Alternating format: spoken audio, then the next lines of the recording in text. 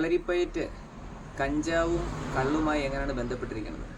നമ്മളിപ്പോൾ വളരെ സീരിയസ് ആയിട്ട് നമ്മുടെ കുട്ടികളെ ഒരു കളരിയിൽ പഠിക്കാൻ വിടുമ്പോൾ ഇത് നടക്കുന്ന മിക്കവാറും കളരികളിലായിരിക്കില്ലെങ്കിലും ഒരു ഏഴായ്മ എന്ന് പറഞ്ഞ പരിപാടിയുണ്ട്. അതായത് 7ാമത്തെ ദിവസം പഠിച്ചു തുടങ്ങി 7ാമത്തെ ദിവസം ഏത് ക്ലാസ് എന്നാവുന്നു അന്നൊരു ചില പൂജകളും പരിപാടിയൊക്കെ ഉണ്ട്. ഈ സാധാരണ ലോക്കൽ ആശാന്മാർ എന്ന് പറയുന്നത് വെച്ചാൽ ഈ പൂജാ സമയത്ത് ഈ പറയുന്ന കള്ളും ഒക്കെ വെച്ച് വിളിക്കും. അവരുടെ പാരമ്പര്യമായി കിട്ടിയ ദൈവങ്ങൾ അല്ലെങ്കിൽ പഴയ ഗുരുക്കന്മാരെയൊക്കെ വിളിക്കുന്ന അവരൊക്കെ കള്ളു കുടിക്കുന്നവരായിരിക്കും. എന്നിട്ട് ഇതെല്ലാം കൂടെ ചെയ്തിട്ട് ഇതിൻ്റെ പ്രസാദമായിട്ട് ഒരിക്കലും കുടിച്ചിട്ടില്ലാത്തവന് ഇത് കുടിക്കാൻ കൊടുക്കും. മെല്ലെ അവനെ അതിനകത്തേക്ക് ആസക്തിയിലേക്ക് തള്ളിയിടുകയാണ് ചെയ്യുന്നത്. ഇപ്പം തന്നെ കേരളത്തിലെ അവസ്ഥ നമുക്കറിയാം. ഇഷ്ടമാതിരി ബാറുകൾ തുറക്കുന്നു, അതേപോലെ തന്നെ കഞ്ചാവിൻ്റെ കച്ചവടം തുടങ്ങുന്നു, വീട്ടിലുള്ള സഹൃദയം തല്ലിക്കൊല്ലുന്നു. നാട്ടിൽ നിയമം നടപ്പിലാക്കേണ്ട പോലീസ് ഓഫീസേഴ്സിന് പോലും എന്ത് ചെയ്യുന്നു, ഒന്നും ചെയ്യാൻ മേലാത്ത അവസ്ഥയിലേക്ക് വന്നിരിക്കുകയാണ്. ഇതാണ് നമ്മുടെ ഇപ്പോഴത്തെ അവസ്ഥ, കേരളത്തിൻ്റെ അവസ്ഥ. ഇത് മുന്നോട്ട് പോലത്തെ അവസ്ഥ എന്തായിരിക്കും? അപ്പോൾ ഇങ്ങനെ കൂടുതൽ പേര് ഇതിലേക്ക് കടന്നു വന്നാലത്തെ അവസ്ഥ എന്തായിരിക്കും? ബുദ്ധിമുട്ടുകളായിരിക്കും. അപ്പോൾ അങ്ങനെ വരുന്ന ചില നാടനാശന്മാർ ചെയ്യുന്ന ചില കാര്യങ്ങൾ. ഇപ്പോൾ എനിക്കൊരു അനുഭവം ഉണ്ടായിട്ടുണ്ട്. ഞാൻ ഒരു ക്ലാസ് എടുക്കാൻ പോയ സമയത്ത് ഒരാൾ മദ്യപിച്ചിട്ട്, അല്ലെങ്കിൽ കള്ളി എത്തുന്ന ആളാണ്. കുടി കഴിഞ്ഞ് നിങ്ങൾ കണ്ടിട്ടുണ്ടാവും, ഈ മദ്യപിക്കുമ്പോഴുന്ന സമയത്ത് ഒരു പുറകിൽ ഈ കള്ളി എത്തുന്നവരുടെ ഒരു പലക പോലെ സംഗതി ഉണ്ടാവും. അതിൽ 2 കത്തികളൊക്കെ വെച്ചിട്ടുണ്ട്. അതിന് തേറെന്നാണ് നമ്മൾ കോട്ടയം ജില്ലയിലൊക്കെ പറയുന്നത്. മറ്റു ജില്ലകൾ എനിക്കറിയില്ല. ആ തേറ് വെച്ചിട്ട് അവിടെ നിന്ന് ആൾക്കാർക്കിട്ടെല്ലാം ഊരിയിട്ട് വീശിയ സമയത്ത് സ്ത്രീകളൊക്കെ അവർ പേടിച്ച് ഓടുകയൊക്കെ ചെയ്തു. അവസാനം നമ്മളവിടെ നിന്ന സമയത്ത് നമുക്കിട്ട് വീശി വന്നു. അവിടെ നമ്മൾ ഇത് വളരെ നിസ്സാരമായൊരു ടെക്നിക്കാണ് ഇതിനകത്ത് നമ്മളിപ്പോൾ ചെയ്യുന്നത്. നേരെ വീഡിയോയിലേക്ക്. ഇവിടെ ഈ തേറെന്ന് പറഞ്ഞ ഈ കത്തിയില്ലേ, അത് ഭയങ്കര മൂർച്ചകളാണ്. നമ്മുടെ എവിടെ കൊണ്ടാലും മുറിയും. അവിടെ നമ്മൾ കത്തിക്ക് കയറി പിടിക്കുക അങ്ങനെയുള്ള മണ്ടത്തരങ്ങളൊന്നും കാണിക്കരുത്. ഇവിടെ നമ്മൾ ഒഴിവെന്ന് പറയുന്ന വളരെ ബ്യൂട്ടിഫുൾ ആയൊരു സംഗതിയാണ് ചെയ്തത്. പിന്നെ ചെയ്തത് നമ്മുടെ ബോഡിയുടെ സകല കൺട്രോൾ നിൽക്കുന്നത് തലയിലും പെടലിലുമായിട്ടാണ്. അപ്പോൾ പിടലി സമയത്തും ഈ തലയുമായിട്ട് കണക്റ്റഡ് ആണ്. അപ്പോൾ ഈ പെടലിയുടെ പുറകിലത്തെ ബോണ് വളരെ സോഫ്റ്റാണ്. സെർവിക്കൽ എന്ന് പറഞ്ഞ ബോണാണ്. അതെല്ലാം വളരെ സോഫ്റ്റാണ്, കട്ടി കുറവാണ്. അതുകൊണ്ട് തന്നെ ബ്രൂസിലി പറഞ്ഞിരിക്കുന്നത് ഏറ്റവും നല്ല അഭ്യാസി അല്ലെങ്കിൽ ഒരു ബലവാനായ ഒരാളെന്ന് പറഞ്ഞാൽ അയാളുടെ പെടലി ഏറ്റവും കൂടുതൽ ബലമുള്ള ആളെന്നാണ്. എന്ന് വെച്ചാൽ അതാണ് ഏറ്റവും കൂടുതൽ ഒടിയാൻ ചാൻസ് ഉള്ളത്. ഇവിടെ അത് ഉപയോഗിച്ചാണ് നമ്മൾ ഈ സാധ്യതകളെല്ലാം വിനിയോഗിച്ചത്. അപ്പോൾ ഒന്ന് ശ്രദ്ധിക്കുക. ഇപ്പം വെട്ടുന്ന സമയത്ത് നമ്മളിവിടെ നിൽക്കുന്നു. ഓക്കെ, വെട്ടി അങ്ങോട്ട് മാറി ഈ കത്തി പോകുന്നുണ്ടോ, ആ വഴി പോകും. ഒരു മദ്യപാനിയായിട്ട് നമ്മൾ പേടിക്കണ്ട, തിരിച്ച് വരത്തില്ല. നോർമലി വരില്ല, നല്ല മദ്യപാനാണ് വരത്തില്ല ഒന്നുകൂടെ. അപ്പോൾ ഇവിടെ വയ്ക്കുന്നു.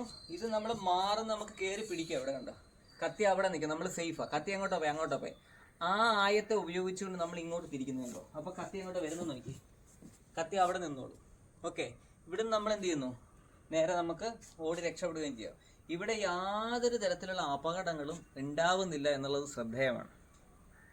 ഇവിടെ നോക്കി, നമ്മളിപ്പോൾ പെടലിയിൽ ഇതാണ് സെർവിക്കൽ എന്ന് പറയുന്ന ഭാഗം. ഇവിടെ ഇതിന് ബലക്കുറവാണ്. ബലക്കുറവായതുകൊണ്ട് നമുക്ക് ഈസി ആയിട്ട് ഇങ്ങോട്ട് തിരിക്കുകയോ പിടിക്കുകയോ ഒക്കെ ചെയ്യാം. അപ്പോൾ ആളുടെ ബോഡിയുടെ മൂവ് ഉണ്ടോ, വളരെ ഈസി ആയിട്ട് നമുക്ക് തിരിക്കാനും പിടിക്കാനൊക്കെ പറ്റും.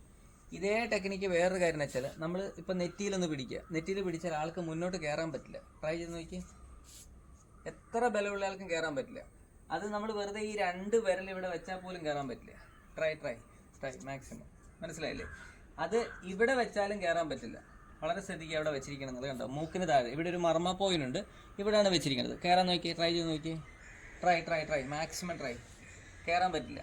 അപ്പോൾ ഇത് ശരിക്കും പറഞ്ഞാൽ നമ്മുടെ ഈ പെടലിയുടെ പുറകിലത്തെ ബലക്കുറവ് കൊണ്ടാണ് കയറാൻ പറ്റാത്തതും ബാലൻസ് കിട്ടാത്തത് കൊണ്ടാണ് പറ്റാത്തത്.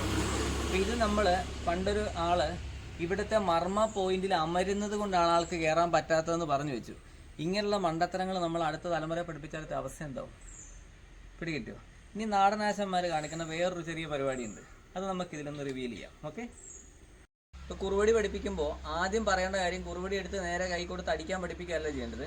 കുറുവടി പിടിക്കുമ്പോൾ മിനിമം നമ്മുടെ കയ്യിൽ ഇത്ര ഒരു അകലം ഉണ്ടാവണം. ഓക്കെ, ഇത്രയും ഭാഗത്ത് ഒരു അകലം വരണം. രണ്ടാമത് ഈ ഭാഗമാണ്, ഇതിൻ്റെ ഒരു ഹാഫ് എടുക്കുക. ഹാഫ് എടുത്താൽ ഈ ഹാഫിനകത്ത് വേണം തട്ടുകളെല്ലാം, ഇങ്ങനെയുള്ള തട്ടുകളെല്ലാം വരുന്ന ഈ ഭാഗത്തായിരിക്കണം. അവിടെയാണ് ബല കൂടുതൽ വരിക. പിടികിട്ടിയോ? ഹാഫിന് ഇങ്ങോട്ടുള്ള ഭാഗം. എന്നാൽ കൈക്കിട്ട് അടി കൊള്ളുകയും ചെയ്യരുത്. ഇവിടുന്ന് ഇങ്ങോട്ടുള്ള ഭാഗം അടിക്കാൻ ഉപയോഗിക്കുക. നല്ല ബലം കിട്ടും. പിന്നെ ഇതിൻ്റെ ഈ മൊനയുണ്ടല്ലോ, ഈ മൊന ആണ് നമ്മൾ പ്രധാനപ്പെട്ട മർമ്മ പ്രയോഗങ്ങളിൽ ഉപയോഗിക്കുന്നത്. ഉദാഹരണമായിട്ട് പറഞ്ഞാൽ, ഒരാൾ അടിച്ച് ഇത് കണ്ട് തട്ട് വന്ന എവിടെയാന്ന് നോക്കിയേ, ഈ ഹാഫിന് താഴോട്ടാണ് തട്ട് വന്നത്. ക്ലിയർ? ഇവിടുന്ന് മേലോട്ടുള്ള ഭാഗത്ത് നമുക്ക് ഇവിടെ അടിക്കാൻ പറ്റും. ക്ലിയർ ആയോ? ഒരു മർമ്മ പോയിന്റ് കൊടുക്കേണ്ടത് എന്ത് ചെയ്യണം, നേരെ കറക്റ്റ് ആ മർമ്മ പോയിന്റ് ഒറ്റ അടി അടിക്കാൻ പറ്റും. അപ്പോൾ അവിടെ ഇതിൻ്റെ ഈ മൊനയാണ് നമ്മൾ ഉപയോഗിക്കുന്നുള്ളത് സാരം. ക്ലിയർ ആയിട്ട് മനസ്സിലായി. അങ്ങനെ ഈ ആയുധത്തെക്കുറിച്ച് പറയുമ്പോൾ ആയുധത്തിന്റെ ഏത് ഭാഗം എവിടെ എങ്ങനെ എപ്പോൾ ഉപയോഗിക്കണം എന്നുള്ളതാണ് തന്ത്രം. അത് നമ്മൾ മറ്റുള്ളവരുടെ ബുദ്ധി വളരെ കൃത്യമായിട്ട് പ്രയോഗിക്കത്തക്ക രീതിയിൽ അവർക്ക് പറഞ്ഞു കൊടുക്കുകയാണ് വേണ്ടത്. അല്ലാതെ നമ്മൾ കുറച്ച് ടെക്നിക്ക് പറഞ്ഞു കൊടുക്കുന്നത് കൊണ്ട് ഒരിക്കലും നമുക്ക് ചെയ്യാൻ പറ്റില്ല. അവരാണ് റോഡിൽ പോയി അടി ഉണ്ടാവുമ്പോൾ രക്ഷപ്പെടേണ്ടത്. അപ്പോൾ അവർക്ക് അനുയോജ്യമായ വിധത്തിൽ. അപ്പം ഞാൻ പറയുന്നത് ഓരോ ആളും ഓരോ പേഴ്സൺ അല്ലേ, ആ പേഴ്സൺ അനുസരിച്ചുള്ള ടെക്നിക്കുകൾ ഗുരുക്കന്മാർ ഓരോരുത്തർക്ക് സ്പെഷ്യലി കൊടുത്താലേ അവർക്ക് ആ രീതിയിൽ ചെയ്യാൻ പറ്റുള്ളൂ. എല്ലാവർക്കും എല്ലാ കഴിവുകളും ഇല്ല. ചിലർക്ക് ഡൈവ് ചെയ്യാൻ കഴിവുണ്ടാവും, ചിലർക്ക് അത് ഉണ്ടാവില്ല.